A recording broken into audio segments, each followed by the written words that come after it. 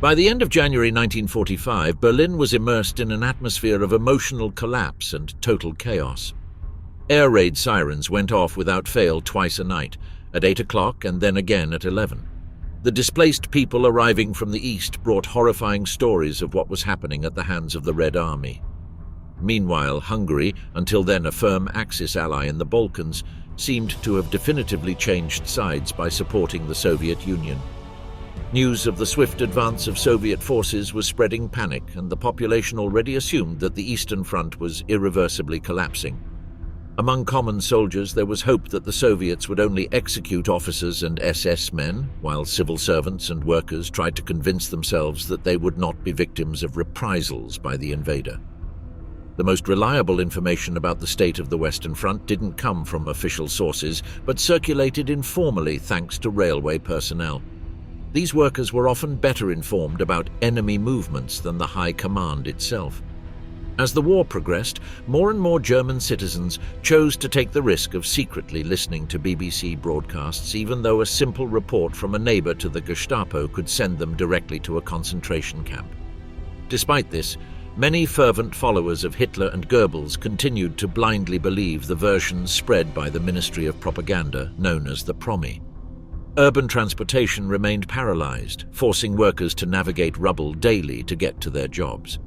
Some managed to improvise shelters in apartments close to their workplaces to avoid commuting. The sleeping bag became as essential as the coat itself, and portable beds multiplied in the homes of those hosting relatives or acquaintances fleeing from the east or who had lost their homes after the bombings in the capital. Among those with contacts or resources, escape plans from Berlin began to circulate, driven by disturbing stories of property owners summarily executed by Soviet troops in East Prussia. For many, it became clear that the landowning nobility and the military elites were now priority targets of the Red Army, which in its rhetoric equated the elimination of National Socialism with the destruction of the old Junker power. Those trying to leave Berlin had to take extreme precautions, as Goebbels had warned that leaving without authorization would be treated as an act of treason.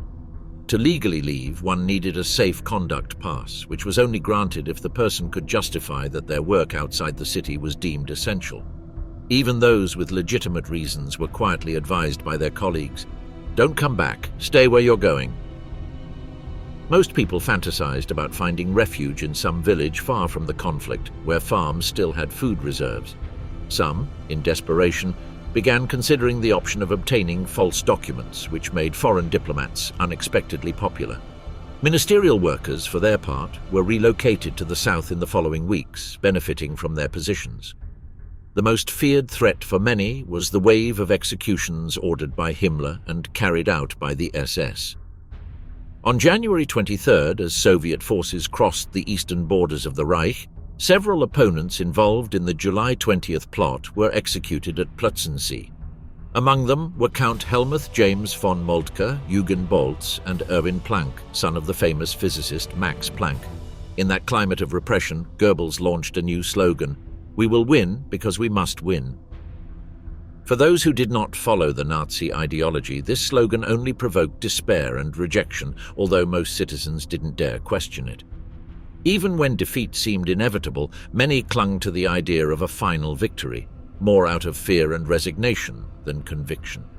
Goebbels' propaganda machine, designed to eliminate all notion of an alternative, had managed to impose the illusion that there was no other possible destiny for Germany than to fight to the last breath. Goebbels, in his dual role as Minister of Propaganda and Reich Commissioner for the Defense of Berlin, moved about with ease and enthusiasm as the leading spokesperson for total war. He kept appearing at public events, inspecting Volkssturm ranks, giving fiery speeches, and making propagandistic visits to the troops, reinforcing his image as an active leader. Meanwhile, Hitler's figure became increasingly distant to the population.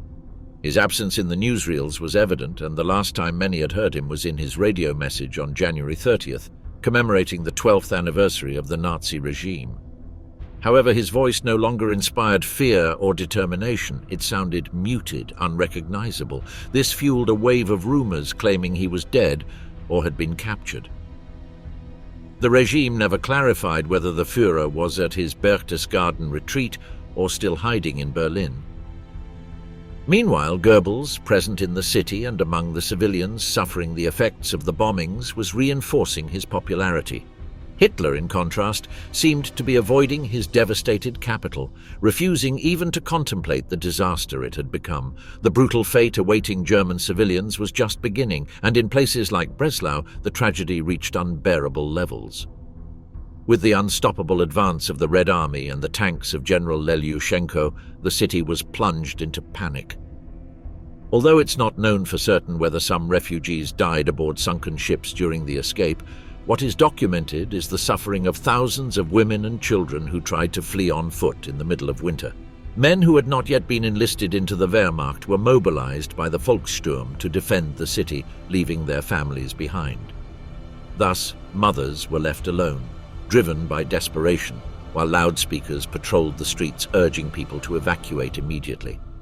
Those who failed to board the overcrowded trains had to set off on foot with their children in their arms, relying on promises of aid from the NSV, the Nazi Party's welfare organization. They carried backpacks with powdered milk, blankets and thermoses filled with hot milk, trying to protect their babies from the extreme cold. But upon reaching the city's outskirts, the reality was devastating. They were alone. Hardly any vehicles were running, and most had to walk along snow-covered roads. Exhausted, mothers ended up abandoning their baby carriages and carrying their children directly in their arms. The freezing wind turned the contents of the thermoses into icy liquid, and feeding the infants became a desperate task. Many tried to breastfeed in sheds or behind walls, any shelter from the wind, but the cold was relentless. Milk would no longer flow, and mothers' bodies began to lose heat at an alarming rate. Some suffered frostbite on their breasts. In a letter sent by a young mother to her own mother, she anguishedly described how her child died of hypothermia and how other women, devastated, wept while holding the lifeless bodies of their babies. Along the roads were silent figures, mothers sitting in the snow with small children around them, trembling, not knowing whether their mother was still alive or had died from exhaustion and cold. In such extreme conditions, the difference between fainting and dying became imperceptible. This was no evacuation. It was the beginning of a calvary. The punishment against the Germans at the hands of those who had suffered years of occupation and repression reached levels of unleashed violence. Such was the thirst for revenge among Polish ranks that it even provoked concern within the Soviet apparatus. General Ivan Serov, head of the NKVD assigned to the First Belarusian Front, sent a report to Lavrenti Beria warning that the behavior of Polish troops was seriously hindering military intelligence work. According to his report, soldiers of the First Polish Army treated German prisoners with uncontrolled brutality. In many cases, those captured never reached the designated holding areas. One of the most extreme examples occurred in the sector of the 2nd Infantry Regiment of the 1st Division. There, 80 Germans were captured alive, but only 2 reached the facilities intended for prisoners. The rest were summarily executed along the way. The massacre wasn't limited to impulsive acts in the heat of battle. Even after preliminary interrogations, when the prisoners were being taken to the intelligence officer for formal questioning, they were shot before arriving. This pattern was not an isolated case, but part of a relentless cycle of collective punishment. For the Poles, who had seen their cities destroyed and their population massacred by the Germans, there was no room for forgiveness, only violence as a response to years of horror. The resurgence of horror, the brutal tortures suffered by the German people. On the Eastern Front, the fury of the Red Army swept away everything in its path. From Königsberg to Vienna, the Soviet troops advanced, intoxicated by a mixture of victory, revenge, and hatred.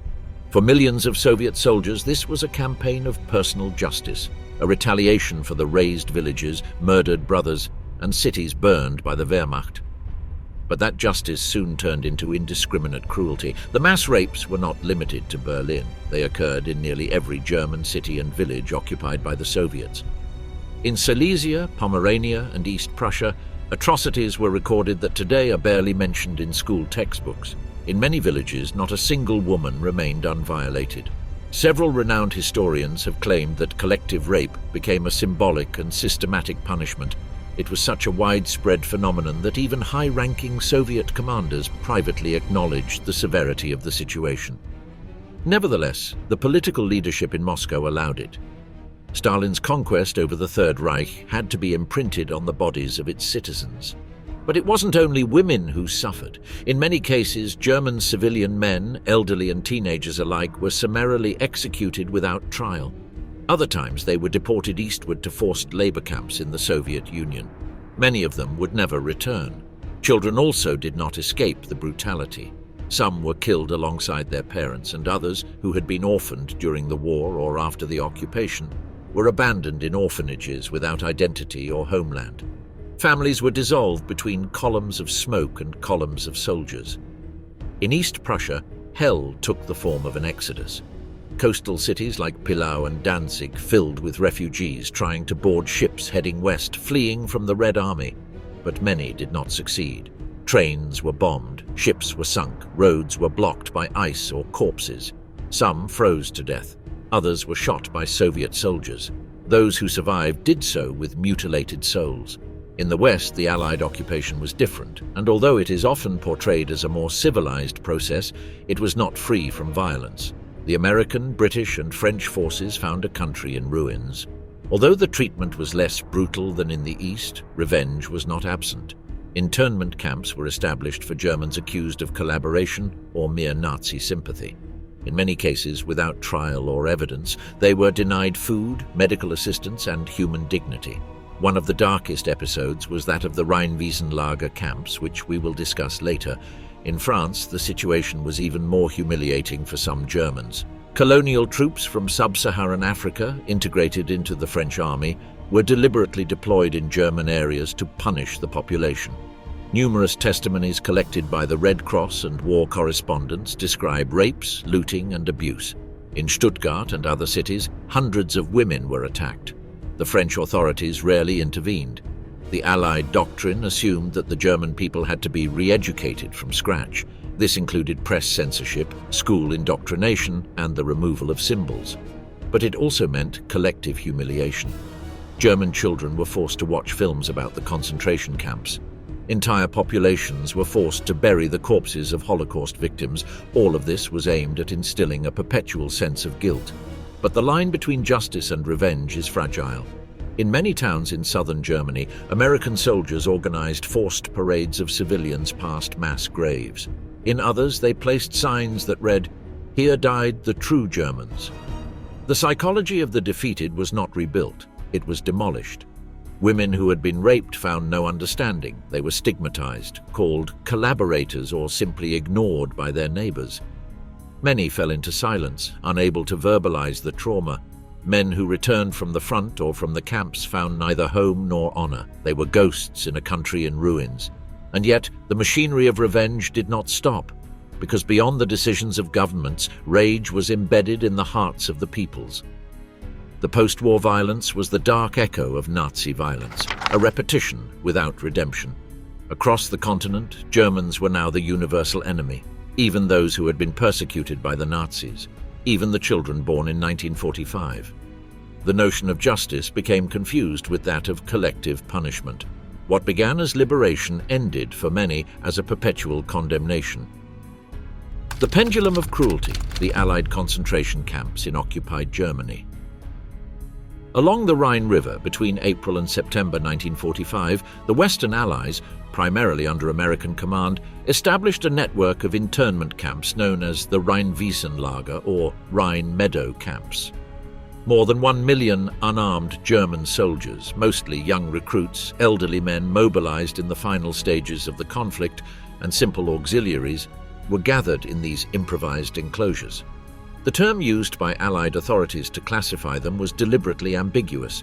Disarmed enemy forces, a category that excluded them from the protection granted by the Geneva Convention to prisoners of war. Without that legal protection, the prisoners became non-persons. They were defeated fighters, treated like human garbage. The camps were nothing more than open fields enclosed with barbed wire. There were no barracks, no latrines, no kitchens. There was no shelter from the rain or sun. In some camps, such as Remagen, Sinzig, Andernach, or Bingen, up to 200,000 men were crammed together in inhuman conditions. Food rations were scarce. Sometimes a single piece of bread had to be shared among 4 or 5 people. The water, when available, came from contaminated rivers. The sick died without medical attention. Bodies were thrown into mass graves dug by the prisoners themselves. Many tried to survive by digging holes in the ground to shelter from the cold or the rain. Diarrhea, typhus, and malnutrition wreaked havoc. The International Red Cross was denied access to these camps for months, and German humanitarian organizations were banned. Information was censored, cameras were forbidden. The world was to believe that the war had ended and that justice prevailed. The exact number of deaths remains a subject of debate. Official American sources acknowledged more than 3,000 documented deaths. But later investigations, such as those by Canadian journalist James Back, estimated that between 50,000 and 90,000 prisoners may have died in these camps due to deliberately negligent conditions. Back, in his controversial book Other Losses, accused General Dwight D. Eisenhower of having designed a systematic policy of slow extermination through starvation and exposure. Although many historians have questioned Back's exact numbers, few deny the scale of the suffering. American war correspondent Marguerite Higgins, after visiting the Andernach camp, wrote, "I saw young men with sunken eyes covered in mud, too weak to stand. They crawled like animals without hope. One of them was only 15 years old. He had lost 20 kilos in 3 weeks." In the Andernach camp, a young German woman named Erika, who lived near the perimeter, reported that village women tried to throw bread over the fences, only to see American guards stomp on it or throw it back with insults. According to her testimony, they were not Nazis, they were not criminals. They were our brothers, our fathers, our sons. They were treated like vermin. German women who tried to help the prisoners were sometimes arrested for collaboration with the enemy. No one was to show compassion for the defeated. Collective punishment was part of the new moral order. In some cases, even African American soldiers designated as guards were ordered to treat the prisoners especially harshly. The symbolism was no accident. It was about inverting the racial narrative of Nazism, even at the cost of new humiliations. When the camps were finally dismantled at the end of 1945, the survivors emerged as spectres. Many returned to towns already destroyed or emptied, to families dead or missing. Some never spoke again of what they had lived through.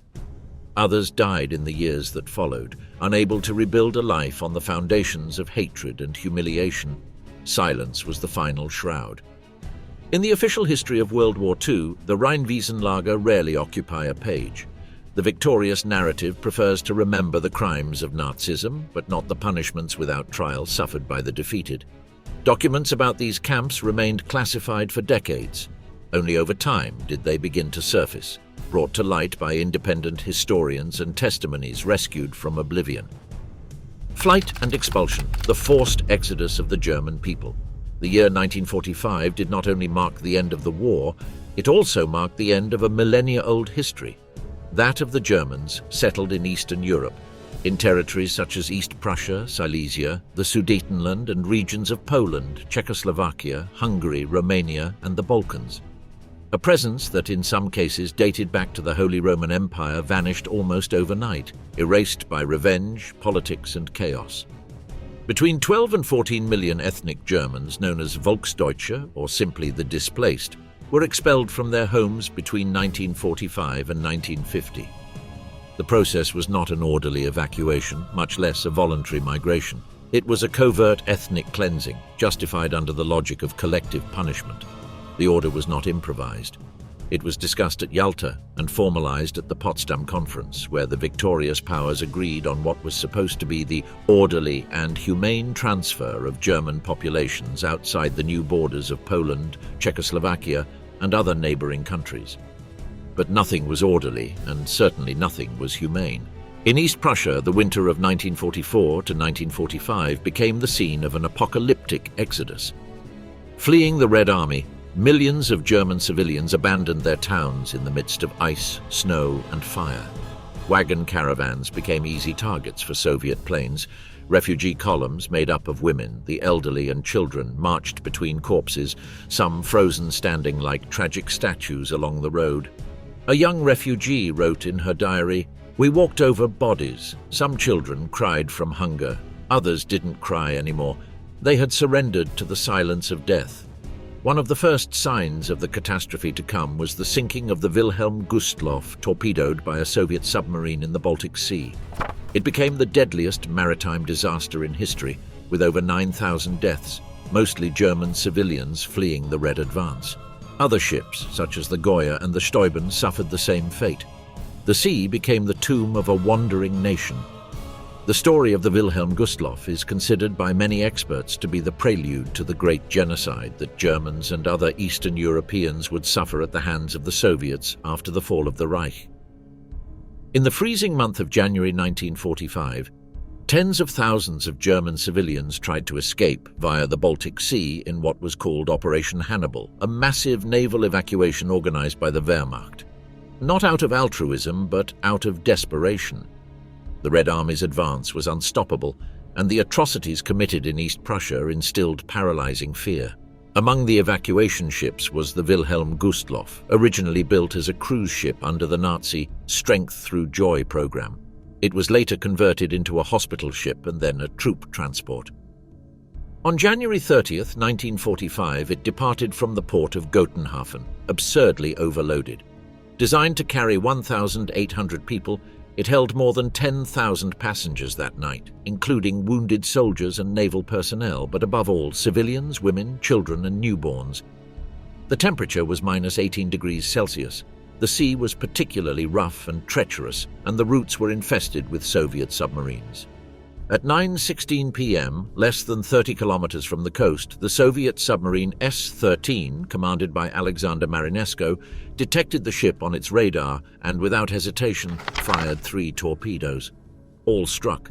The first hit the bow, the second struck the cabins of the refugee women, and the third destroyed the engine room. The Gustloff lost power and sank in less than 50 minutes. There was no time to save almost anyone. The lifeboats were scarce and the decks were slippery. Many died in the explosion, others were crushed in the stampede caused by panic. Thousands fell into the sea and froze to death within minutes. Rescue ships managed to save around 1,200 survivors, but over 9,000 people died in what is still remembered as the greatest maritime tragedy in human history, even greater than the Titanic. Yet the world barely remembers it, as with many abuses and war crimes committed by the Allies during those days. It didn't fit the narrative of victors and vanquished. Some bodies continued to appear months later, washed ashore by the waves, clutching frozen dolls in their arms or embracing already dead siblings. Others were never recovered. They became part of the sea. The Gustloff is today a forgotten wreck, a sunken cemetery of silence, a symbol of how war kept killing even after surrender was signed, but as mentioned, the events of January 1945 were just the beginning of the humanitarian disaster.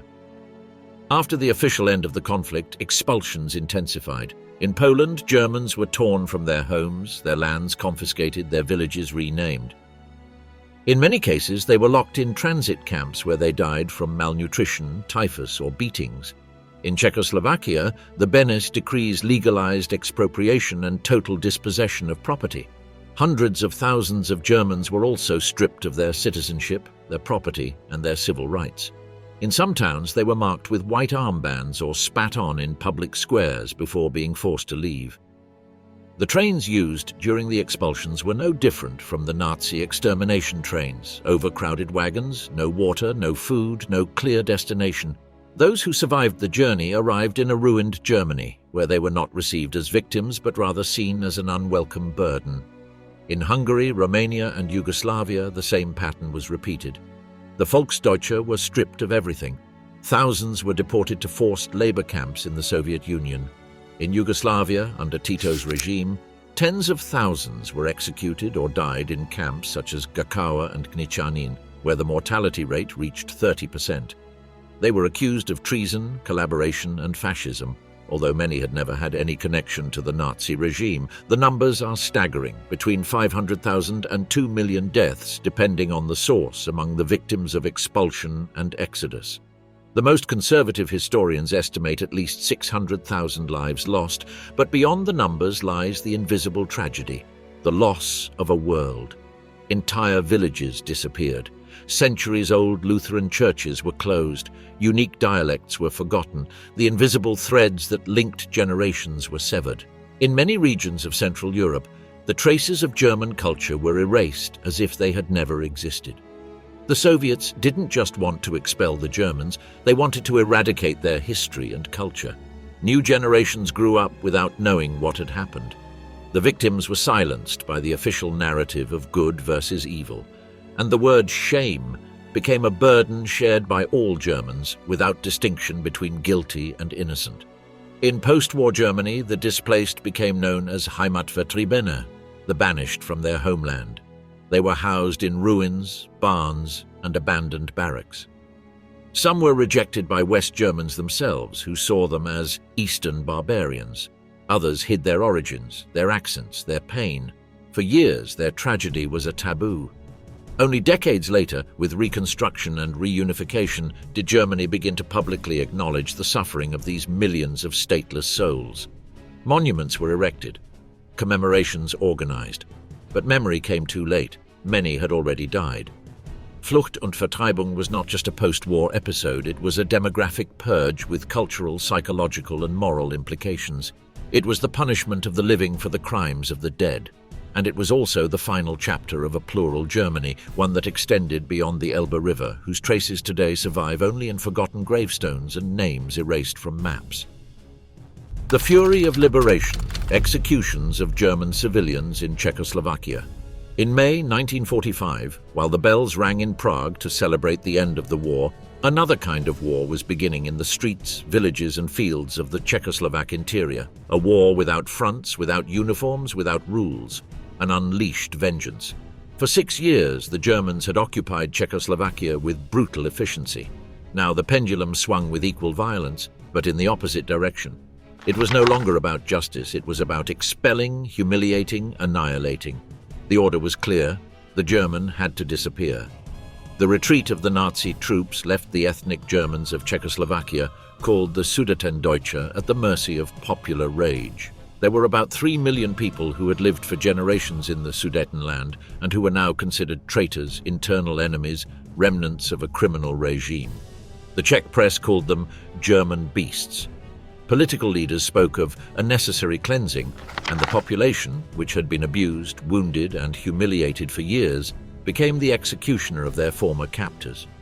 One of the darkest episodes took place in the city of Ústí nad Labem on July 31, 1945. A mysterious explosion in a munitions depot served as a pretext for a brutal pogrom against the local German community. Czech authorities claimed, without evidence, that it was a German act of sabotage. In response, mobs armed with sticks, knives, and rifles took to the streets and hunted Germans like animals. More than 80 people were publicly murdered, some thrown alive into the Elbe River. Another scene of horror occurred in Postoloprty, a small town in the north of the country. In June 1945, more than 700 German civilians, mostly men and teenagers, were arrested and executed on the outskirts of the village by Czech militias without charges or fair trial, solely due to popular revenge. The bodies were buried in mass graves. For decades, the episode was officially denied until excavations in the 2000s confirmed the testimonies. In Brno, the capital of Moravia, one of the most cruel death marches of the period took place. On the night of May 30, 1945, more than 20,000 Germans, mostly women, elderly people and children, were expelled from the city on foot, under armed guard, toward the Austrian border. They were not allowed to take more than they could carry. The march occurred under extreme heat, without water or food. Between 1,500 and 5,000 people died along the way or in the improvised concentration camps established in the following days. A Czech nurse who witnessed the scene wrote, "I saw how they forced a woman to leave her baby at the side of the road. She could no longer carry him. She begged, she cried. No one helped her." The massacres were repeated throughout the country. In Zatek, Chomutov, Luni, and Karlovy Vary, people's militias, often supported by local authorities or members of the Communist Party, executed hundreds of Germans without distinction of age or gender. Some were forced to walk over deactivated mines, others were publicly tortured or raped in groups. Women were often stripped naked, had their heads shaved, marked with swastikas, raped and then murdered. Everything happened in broad daylight, sometimes with the applause of neighbors and at other times with the terrifying silence of those who knew they would be next. President Edvard Beneš, leader of the Czechoslovak government in exile during the war, not only tolerated this violence but even legitimized it. Through the Beneš decrees, signed between 1945 and 1946, the expulsion of Germans was authorized and the total expropriation of their property justified, along with the automatic loss of their citizenship. Any past sympathy with the Nazi regime, real or presumed, was enough to lose everything. The executions and humiliations were not accidents or spontaneous excesses. They were part of a systematic process driven by the narrative of national justice. The objective was not to punish the guilty, but to eliminate the German presence from Czechoslovak territory forever. The national press spoke of purification, moral hygiene, and historical reparation. But what was happening in the streets was ethnic lynching. Over the years, the few survivors who managed to escape alive remained silent or emigrated. The graves were hidden, the crimes silenced. And the official Czechoslovak history was written without those pages. Only decades later, with the opening of archives and the testimonies of aging witnesses, did the other side of liberation begin to emerge. Stone upon stone, the bombings of Hamburg and the aerial annihilation of Germany. By the spring of 1945, the war was already lost for Germany. The Third Reich was collapsing from within. The Red Army was encircling Berlin. American and British troops were crossing the Rhine. Hitler was hiding in his bunker. And yet from the sky, the destruction did not stop. The Luftwaffe lay in ruins. The German air defense was dismantled. But Allied formations continued to arrive night after night, day after day. The British four-engine Lancaster and Halifax bombers, along with the American B-17s and B-24s, dropped thousands of tons of bombs on open cities, on working-class neighborhoods, hospitals, schools, churches, train stations, and air raid shelters. This was not a mistake, but an insidious strategy. Since 1942, the Allies had adopted a doctrine known as moral bombing, conceived by figures such as Arthur Harris, commander of the British Bomber Command. The theory was simple and brutal: to sow terror among the civilian population, to break morale, to destroy any capacity for resistance, even spiritual. In 1943, Hamburg had already been the victim of the infamous Operation Gomorrah, a series of attacks that left more than 35,000 dead and reduced entire neighborhoods to dust. But in 1945, when everything was already lost, the bombings returned. This time with no need to use military or strategic targets as a pretext. It was pure and hard punishment. On April 8, 1945, a wave of more than 500 British bombers flew over Hamburg, dropping more than 3,000 tons of explosives and incendiary bombs. The goal was to accelerate the collapse. What they left behind was a ghost town, a smoking crater on the remains of a metropolis that, years before, had been a symbol of German trade and culture. The bombs did not distinguish between soldiers and civilians. They fell on hospitals full of wounded, on nursing homes, on improvised shelters where children slept on the floor. The incendiary bombs caused firestorms fueled by oxygen sucked from the basements. Temperatures reached 1,000 degrees Celsius. The asphalt melted. People burned alive or suffocated upon opening the shelter door and breathing in the overheated air. More than 20,000 people died in Hamburg in the bombings of March and April 1945 alone. Most were civilians. Many were elderly, women and children. Others were Allied prisoners of war or German refugees fleeing from the East. Ironically, many of the dead were neither Nazis nor soldiers, but victims of the regime's own crimes, now paying with their lives. But Hamburg was not the only one. Dresden, Würzburg, Pforzheim, Kassel, Hildesheim, Halberstadt, Leipzig, Potsdam, and dozens of other smaller cities were wiped off the map. On February 13, 1945, Dresden, a city with no direct military importance, no large factories or troop concentrations, was attacked by more than 1,200 planes. The incendiary bombs turned the Baroque city centre into an oven. Between 25,000 and 35,000 people died in a single night. The vast majority were refugees and unarmed civilians. The bodies were charred, unrecognizable, piled in open squares before being buried in mass graves. In Pforzheim, on February 23, 1945, in just 20 minutes, more than 17,000 people died. The city had 65,000 inhabitants. It was one of the highest destruction rates of the entire war. Some attacks were even carried out after the de facto surrender of German troops in certain regions, when there was no longer any strategic threat. The purpose then seemed to be definitive psychological demolition, the total elimination of any vestige of pride, culture, or humanity in the heart of Germany.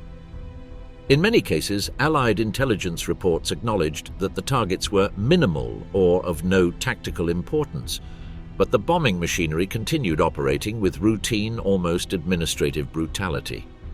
And although many Allied citizens were unaware of the details of these bombings, others celebrated them as deserved retribution.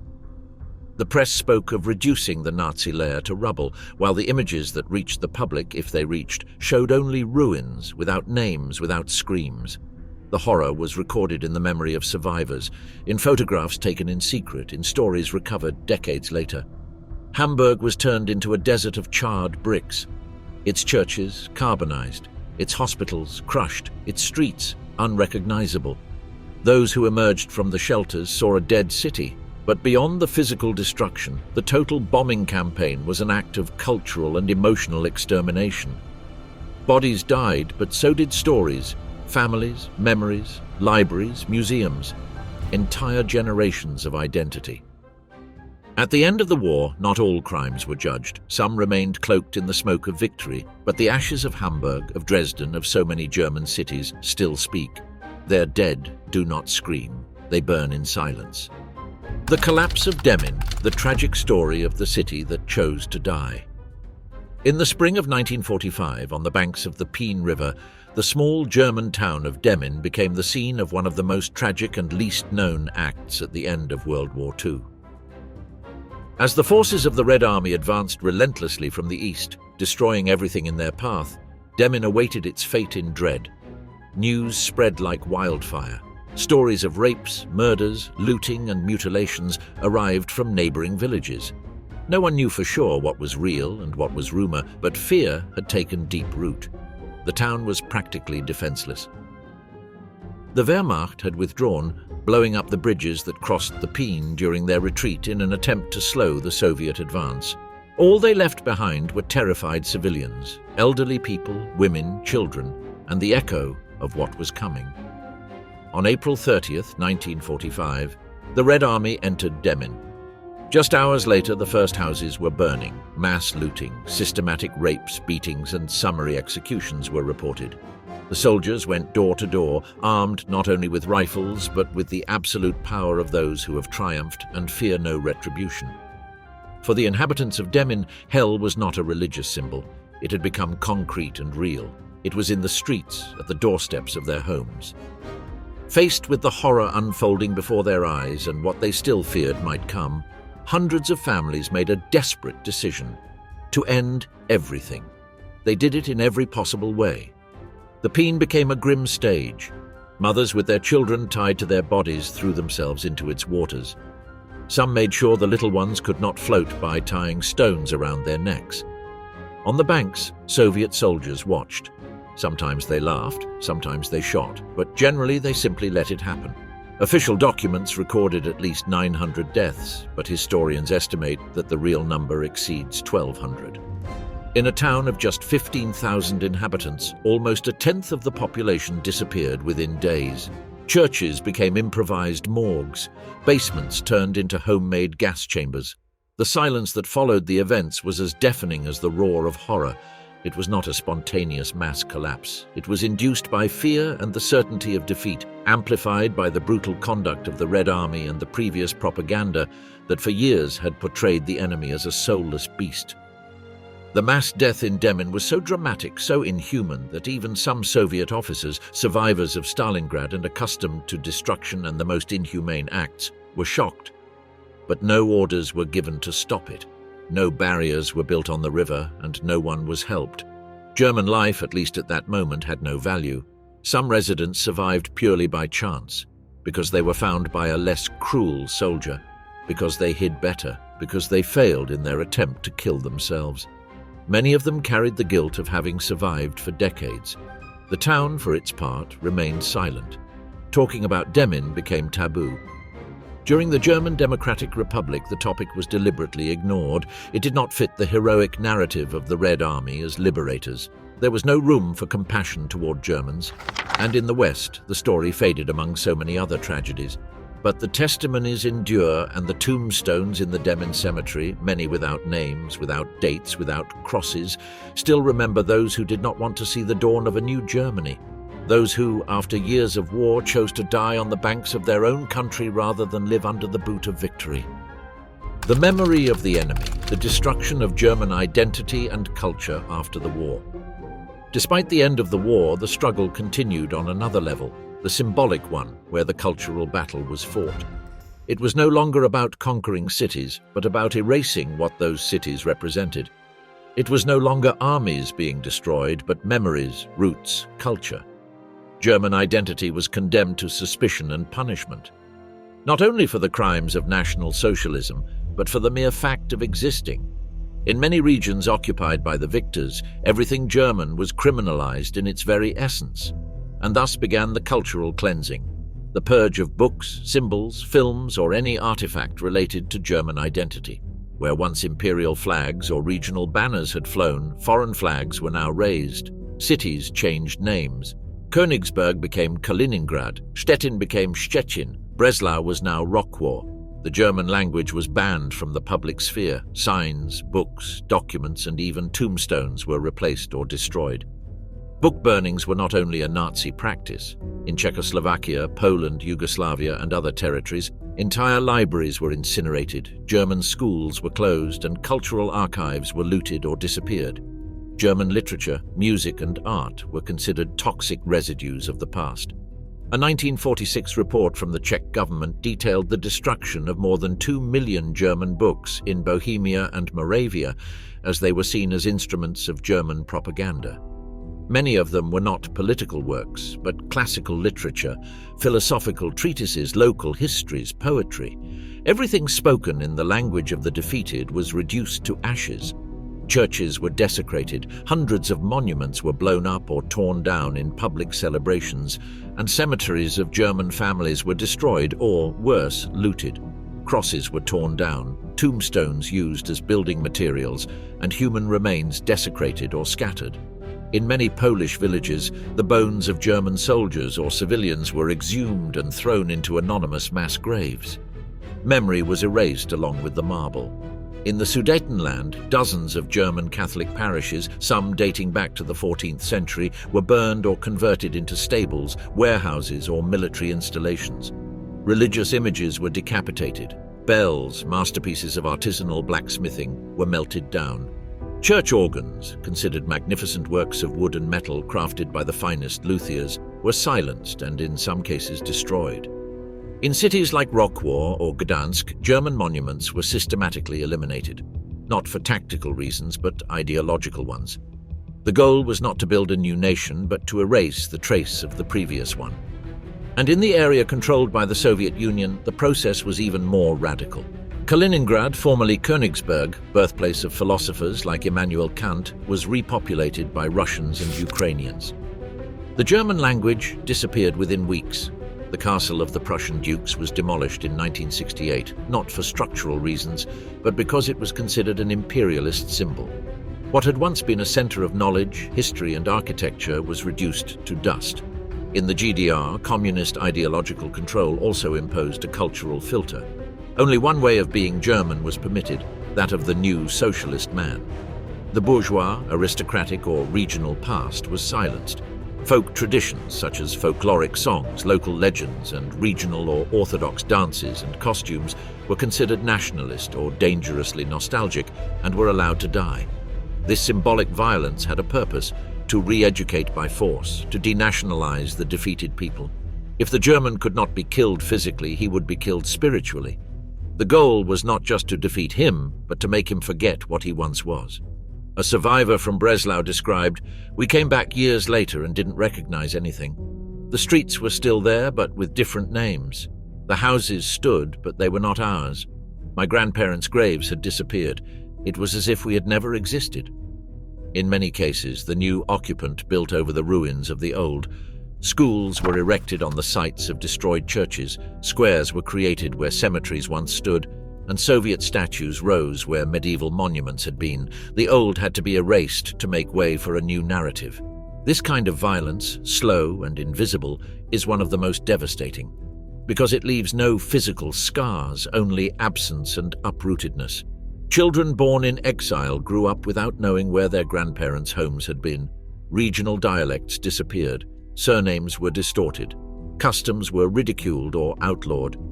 For many, being German became something to hide in order to survive. But after so much horror, once the Nazis were judged and expelled from European political life, the Germans slowly began to rebuild themselves, first through their identity, then through their cities. And if one group was responsible for rescuing the German spirit from ostracism and oblivion, it was the Trümmerfrauen, the women of the ruins. The mothers of the new Germany, Trümmerfrauen, the women of the rubble who rebuilt a nation. When the dust of war settled over Germany, the nation was in ruins. Not only in the literal sense, its cities were charred skeletons of what they once were, but also its spirit, its identity, its collective soul lay shattered. Berlin, Hamburg, Dresden, Munich, Frankfurt, entire cities reduced to rubble, with unrecognizable streets, lacking basic services, transportation and food. Germany had not only lost the war, it had lost its identity and its history. And in that landscape of devastation, the figure that emerged to rebuild the irrecoverable was not the soldier, nor the politician, nor the engineer. It was the ordinary woman. It was the Trümmerfrau, which literally means woman of the rubble. And that's exactly what they were.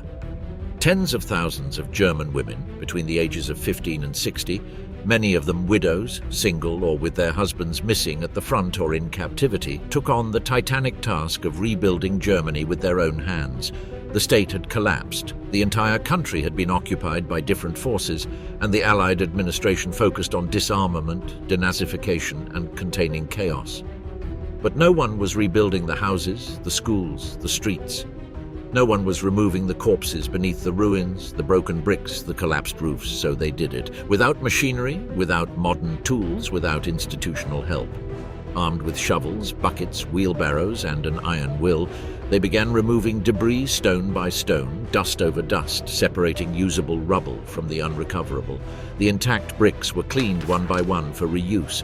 Every piece of wood or metal was recycled, and thus, little by little, the ruins of the fallen cities became the raw material of the new nation. Sometimes they worked organized in communal brigades, other times simply through neighborhood initiative. But in every corner of Germany, in the areas occupied by both the West and the Soviet Union, the Trümmerfrauen became the backbone of an unplanned but vital reconstruction. The image was brutal. Women covered in dust, wearing rags, their hair tied back, hands raw and bleeding. They were not professional workers. Many were teachers, nurses, middle-class housewives, artists, young mothers. They had lived through war, survived bombings, rapes, losses and hunger. And yet there they were, carrying stones. One of them would remember decades later, "We had to clean up Berlin. No one was going to do it for us. We had nothing left to lose. We had already lost everything." The daily life of a Trümmerfrau was as harsh as the war itself. They worked from dawn to dusk, without breaks, without pay at first, only for a bowl of soup or a piece of black bread, in the rain or the sun, among rats and corpses, between collapsing walls. Tuberculosis and other respiratory illnesses were common. The Allies partially recognized their work. In some cases, they were officially recruited by military authorities to clean up destroyed cities. In Berlin, for example, more than 60,000 women took part in rubble removal in the first post-war years. In smaller cities, that number reached even higher proportions relative to population, but their role was minimized in the official narrative for decades. In West Germany, the focus was placed on the economic miracle, on political leadership, on industrial recovery. Women were once again relegated to the role of mother and wife. Their role as pioneers in the physical reconstruction of the country was rarely acknowledged. In East Germany, on the other hand, the socialist regime did promote the image of the Trümmerfrau as a working-class heroine, a symbol of the new classless society. Monuments were erected in their honor, though not always with historical accuracy. Cities began to breathe again thanks to them. The streets were cleared, buildings rebuilt, schools reopened, life was reborn from the rubble. The The Trümmerfrau not only rebuilt buildings, her work gave back dignity to a people who had been humiliated and broken by both themselves and others. In a time when being German was synonymous with guilt, and when women were seen as collateral victims or silent survivors, they demonstrated a capacity for resilience, sacrifice, and strength that the world either failed or refused to see. They did not rebel, did not protest, did not carry weapons, but they rebuilt a nation with their bare hands, and they did it in silence, without applause, medals, or statues, because in that defeated Germany, heroism was no longer celebrated. The last honors that had been celebrated were linked to the Holocaust. No one was in the mood for grand recognitions. Nevertheless, to this day, small plaques can be found in some towns honoring the Trümmerfrauen. Some statues and streets bear their name, but their greatest monument is the country they helped rebuild, stone by stone, with pain and courage. Where there was ruin, they raised homes. They knew how to replace despair with a renewed vision of the future. They were women without a voice, without power, without weapons. And yet, they were the ones who did the most for a new Germany that after horror chose not to perish, but to rise. The division of Germany between East and West, and the creation of the Berlin Wall. When the curtain fell on the Second World War, Berlin was not a city, it was an open wound. That vibrant metropolis that had promised to become the epicenter of the Third Reich, dreamed by Hitler, had been reduced to a smoking wreck, divided, guarded, reduced to dust and echoes.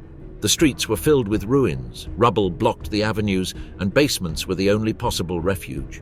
But even among the horror, something new began to grow. Germany, like Berlin, was no longer one. It was a land without sovereignty, split, occupied, stripped of will. Divided into zones of control, administered by the victors, bled dry by human and material losses, pushed into a forced redefinition of its identity. And at the center, the capital of the defeated Reich was becoming an ideological battlefield that would mark the beginning of a new war, the Cold War. That Berlin, which had once been the reflection of the Führer's grandiose ego, was about to become the image of a conflict that would split the world in two. As we have already mentioned, after the war, Germany was divided into 4 zones of occupation: American, British, French, and Soviet. Berlin, located in the heart of Soviet territory, was also divided into 4 sectors. This situation, which was supposed to be temporary, became permanent. In the years immediately following the war, ideological differences between the Western Allies and the Soviet Union deepened. It was not just about reconstruction, but about how it should be done. What political system should be implemented? What values should be prioritized? Capitalism versus communism, parliamentary democracy against dictatorship of the proletariat. Germany became the board of that dispute, and Berlin was the most fragile and symbolic pawn. The Glienicke Bridge, Tempelhof Airport, and checkpoints like Checkpoint Charlie soon ceased to be simple places. They became symbols of a world split in two. But in those early years, the city was still a single entity, devastated, awaiting external decisions. The Berliners, meanwhile, lived among the ruins, without heating, without running water in many areas, with destroyed transport systems and insufficient food. Famine was common, and bartering became the only means of subsistence. Nevertheless, amid the collapse, signs of life began to emerge. Children played among the rubble, churches resumed improvised religious services, and small black markets flourished on the corners. Repaired radios played melodies, and cinemas projected old films in halls without seats. The spirit of Berlin, battered but not defeated, began to beat again. In 1949, the fracture became definitive. The Western occupation zones unified to form the Federal Republic of Germany, with its capital in Bonn. In response, the Soviet zone proclaimed the German Democratic Republic, with its seat in East Berlin. Germany was no longer a single country, but 2 countries looking at each other with suspicion, both born from defeat. The FRG adopted a liberal democratic model with strong American support. It was the starting point of the so-called Wirtschaftswunder, the German economic miracle. In just a few years, its cities modernized, its industries revived, and the German mark stabilized as a strong currency. The GDR, on the other hand, remained under the iron control of the Unified Socialist Party, through which the Soviet Union applied a centralized, collectivist model with nationalization of industries and political repression. The Ministry for State Security, the feared Stasi, soon became the symbol of total control. West Germany looked westward, East Germany eastward, and amid that antagonism, Berlin was cut in two. Although the physical division did not materialize until 1961 with the construction of the wall, the mental, emotional, and administrative separation began much earlier. Thousands of families were split. Tram lines ended at improvised barricades, and train stations became checkpoints. But perhaps the most painful part was the fragmentation of collective memory. Each Germany constructed a different narrative of what had happened. In the West, there was talk of reconstruction, of forgiveness, of looking forward. The crimes of Nazism were acknowledged, but there also began, timidly, to be talk of German victims. Little by little, the discourse became more nuanced, though never free of controversy. In the East, however, the official narrative was binary. The GDR considered itself anti-fascist, heir to the workers' resistance. Soviet crimes, mass deportations, rapes and repression were silenced. German pain did not exist, except that of the proletariat. The Trümmerfrauen, for example, were exalted as heroines of socialism, but not as victims of national collapse. Despite everything, Germany rose again. Or rather, both Germanys did, each in its own way. In the West, with the help of the Marshall Plan, entire cities were rebuilt, factories were erected, and infrastructure was modernized.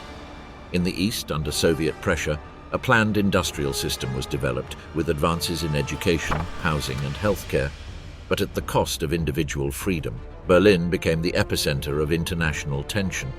Where once the battle for the city was fought, now the battle of ideas was taking place. The divided city was a global symbol, a place where the Cold War had a human face. And yet the wound never completely closed. The suffering of millions of German civilians, the expulsions, the rapes, the massacres, was ignored for decades, in part out of shame, in part due to external imposition, in part out of fear of awakening dormant demons.